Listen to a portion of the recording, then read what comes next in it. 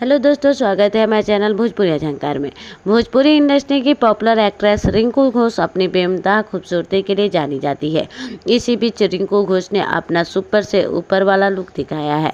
भोजपुरी की क्वीन रिंकू घोष की नई फोटो सामने आई है, जिनमें वो रेड साड़ी में किसी अप्सरा से कम नहीं लग रही है। आइए नजर डालते हैं रिंकू घोष के लेटेस्ट लुक पर। दोस्तों, बता दें कि भोजपुरी इंडस्ट्री की क्वीन रिंकू घोष ने अपने सोशल मीडिया अकाउंट को अपडेट करते हुए कुछ तस्वीर शेयर की है। लेटेस्ट फोटो में रिंकू सिंह मैरून कलर की साड़ी में दिखाई दे रही है। रिंकू सिंह का ये लुक देख फैंस के दिलों की धड़कनें तेज हो गई है। रिंकू घोष की तस्वीरें पर लोग जमकर रिएक्ट कर रहे हैं।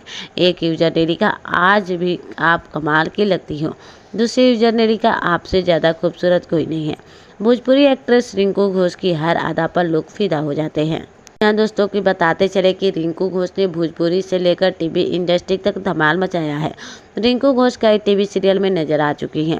रिंकू घोष सोशल मीडिया पर काफ़ी एक्टिव भी रहती है और अक्सर अपने फैंस के साथ तस्वीरें और वीडियो शेयर करती रहती है।